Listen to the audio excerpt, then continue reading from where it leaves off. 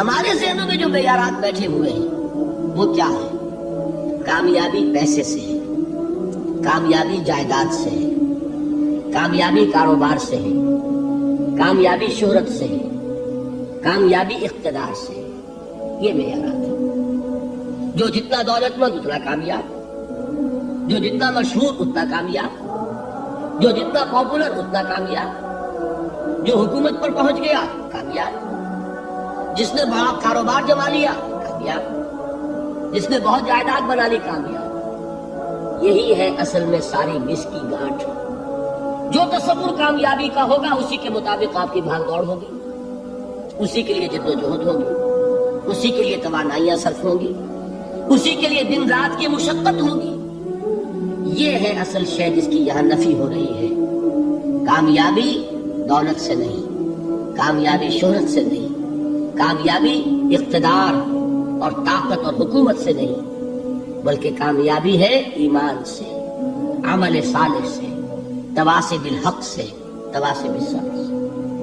آپ غور کیجئے اس نقطہ نظر کا، اس ایٹیچیوڈ کا، یہ جو مینٹل ایٹیچیوڈ ہے، اس کا بدل جانا ہی انسانی شخصیت کے اندر انقلاب برپا کرے گا۔ اب آپ کا نتیجہ کیا نکلا؟ اگر تو دولت سے کامیابی ہوتی تو قارون بہت کامیاب تھا، اگر حکومت سے کامیابی ہوتی تو فرعون اور نمرود بہت کامیاب تھے۔ کامیابی ان سے نہیں ہے۔ کامیابی انسان دولت میں قارون کی دولت تک پہنچ جائے اور دنیا میں دبدبہ اور اقتدار اور سلطنت اور حکومت کے اعتبار سے وہ نمرود اور فرعون کا مقام حاصل کر لے، وہ ناکام ہے، خائب ہے، خاسر ہے، برباد ہے۔ اور ابو ذر غفاری کامیاب ہے، چاہے ان کے پاس کچھ نہیں تھا، جھونپڑی تک نہیں تھی، کوئی گھر نہیں تھا۔ حضور نے فرمایا ہے اللہ کے کچھ بندے ایسے ہوتے ہیں جو کسی محفل میں جانا چاہے تو انہیں اجازت نہ ملے، جو کہیں اگر رشتہ کرنا چاہے کوئی ان سے رشتہ کرنے کو تیار نہیں، کہیں کوئی سفارش کرنا چاہے تو ان کی کوئی بات ہی نہ سنے۔ لیکن اللہ کے ہاں ان کا وہ مقام ہے کہ اگر بھولے سے بھی کسی بات پر قسم کھا بیٹھتے ہیں تو اللہ ان کے قسم کی لاج رکھتا ہے۔ یہ ہے فرق، یہ جان لیجیے اچھی طرح۔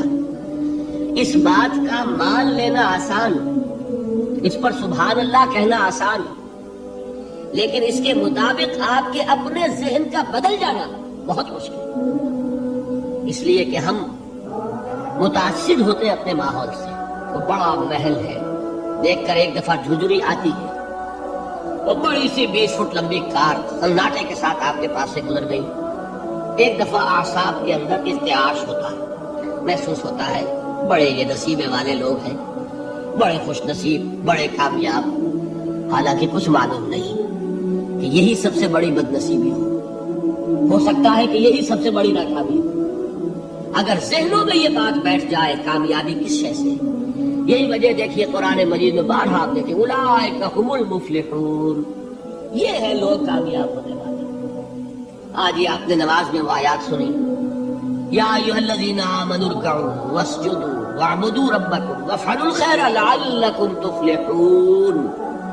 اے ایمان والو، رکوع کرو، سجدہ کرو، اپنے رب کی پرستش اور بندگی کرو اور اچھے کام کرو تاکہ تم کامیاب ہو جاؤ۔ تو کامیابی کن چیزوں سے ہے؟ یہ ہے سب سے بڑا سبق۔ یہ ہمارے دل میں اگر بات بیٹھ جائے، ٹھک جائے، تو زندگی بدل جائے گی، صبح و شام بدل جائیں گے، نقشے بدل جائیں گے، بھاگ دوڑ کا رنگ بدل جائے گا، ویلیو سٹرکچر بدل جائے گا۔ آج وہ ایک چیز نہایت اہم نظر آ رہی ہے، کل نہایت غیر اہم نظر آئے گی۔ جیسے کہ حضور کی حدیث ہے مالی وللدنیا، مجھے تمہاری اس دنیا سے کیا سروکار ہے؟ انما مثلی کراکب استظل تحت شجرۃ ثم راح فترکها، میری مثال تو اس سوار کی سی ہے جو تھوڑی دیر کے لیے درخت کے سائے میں ٹھہرتا ہے سستانے کے لیے، پھر وہ اپنا راستہ لیتا ہے، اسے اس درخت سے مستقل تعلق اس کا نہیں ہے، وہ اس کا گھر نہیں، وہ اس کی منزل نہیں۔ اسی طرح یہ دنیا میرا گھر نہیں ہے۔ اب دیکھیے ہم کہتے ہیں انا للہ و انا الیہ راجعون، ہم تو مسافر ہیں، ہم اللہ کے پاس سے آئے، اللہ کی طرف ہمیں لوٹ جانا ہے۔ کن فی الدنیا کانک غریب و عابر سبیل، حضور فرماتے ہیں دنیا میں ایسے رہو جیسے کہ تم اجنبی ہو یا راہ چلتے مسافر۔ لیکن یہ طرز عمل کب ہوگا؟ جبکہ یہ آیت ہمارے ذہنوں کے اندر بیٹھ گئی ہو، والعصر ان الانسان لفی خسر الا الذین آمنوا وعملوا الصالحات وتواصوا بالحق وتواصوا بالصبر۔ یہ ہے اصل بات جو میں نے عرض کیا تھا کہ میں بتاؤں گا صحابہ کیوں ایک دوسرے کو یاد دلاتے تھے۔ اس لیے کہ دیکھیے جیسے برف باری اگر ہو رہی ہو، آپ باہر نکلیں گے تو برف آپ کے کپڑوں پر جم جاتی ہے نا، تو آپ جھٹکتے ہیں کپڑوں کو تاکہ برف ہٹ جائے۔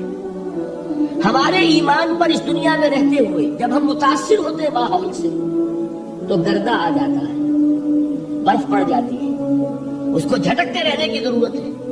اور وہ جھٹکنے کی بہترین اور مؤثر ترین شکل یہی ہے کہ یاد رکھو کامیابی ان چیزوں سے نہیں ہے۔ چمک دمک جو ہے دنیا کی، یہ ساری چمک دمک جو تمہیں رجھا رہی ہے، جو تمہیں اپنے اندر گم کیے ہوئے، یہ لفظ گم پر اقبال کا وہ شعر یاد آ گیا کہ کافر کی یہ پہچان کے آفاق میں گم ہے، اور مومن کی یہ پہچان کے گم اس میں ہے آفاق۔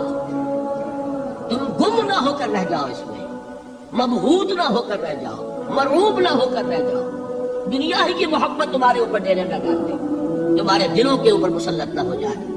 لہذا تازہ کرتے رہا کرو، والعصر ان الانسان لفی خسر الا الذین آمنوا وعملوا الصالحات وتواصوا بالحق وتواصوا بالصبر۔ پھر یاد کر لو، پھر تازہ کر لو اپنے اس یقین کو کہ کامیابی دولت سے نہیں، کامیابی ثروت سے نہیں، کامیابی اقتدار سے نہیں، کامیابی شہرت سے نہیں، کامیابی جائیداد سے نہیں، کامیابی ہے ایمان سے، کامیابی ہے عمل صالح سے، کامیابی ہے تواصی بالحق سے، کامیابی ہے تواصی بالصبر سے۔